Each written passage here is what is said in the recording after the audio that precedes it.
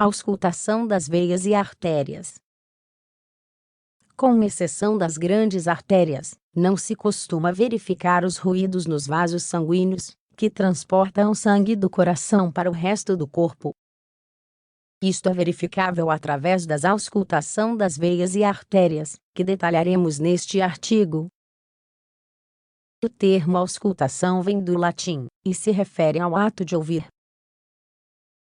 A auscultação das veias e artérias é, portanto, escutar através de dispositivos específicos os diferentes sons desses vasos sanguíneos, a fim de facilitar o diagnóstico de diferentes patologias. É possível ouvir muitas partes do corpo humano, como o coração, o sistema respiratório ou o sistema digestivo. Neste artigo, vamos nos concentrar na auscultação de veias e artérias. Auscultação das veias. As veias são vasos sanguíneos responsáveis por direcionar o sangue dos capilares sanguíneos para o coração. Elas geralmente carregam células residuais, ICU2, embora as artérias carreguem sangue oxigenado.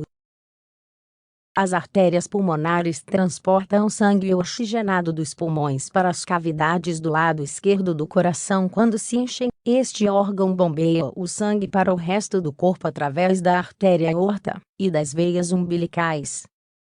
No estado normal, não há fenômenos acústicos perceptíveis nas veias. No entanto, em certas situações, sons de murmúrio ou sopro podem ser observados nas veias jugulares. Por exemplo, isso ocorre em caso de anemia, uma situação patológica na qual o sangue não carrega oxigênio suficiente, ou clorose, uma condição na qual há deficiência de ferro no sangue. Esses barulhos se distinguem por serem contínuos. Quando há intermitência, não é rítmica, e pode ser avaliada pela ausculta das veias e artérias. Porque pode haver ruídos de origem venosa. Eles parecem ser ruídos líquidos, devido às alterações da corrente sanguínea, quando passam para canais de diâmetros diferentes. Ao mesmo tempo, o conteúdo dos troncos venosos diminui. A interrupção da corrente sanguínea por pressão faz com que os ruídos venosos desapareçam. No entanto, a pressão moderada com o estetoscópio que diminui o calibre da veia, os reforça. Por fim, deve-se notar que, quando os ruídos são intermitentes, ocorrem quando o indivíduo inspira, pois o fluxo sanguíneo é favorecido. Auscultação das artérias. As artérias também são vasos sanguíneos. No entanto, diferem das veias que transportam o sangue do coração para os diferentes tecidos do organismo, enquanto as veias o fazem na direção oposta, como vimos.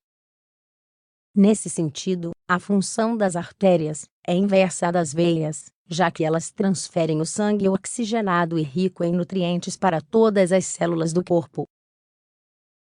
Quanto à ausculta das artérias, com exceção da aorta, da pulmonar, da carótida e da subclávia, as artérias não apresentam fenômenos acústicos audíveis, ou são insignificantes. No entanto, usando um dispositivo conhecido como esfigmomanômetro, tornou-se perceptível ao ouvido humano a pulsação das pequenas artérias, como a radial. Ruídos das grandes artérias. Embora você geralmente não ouça o ruído na maioria das artérias, pode ouvi-lo nas grandes, que são as seguintes: a aorta pulmonar carótida, subclávia.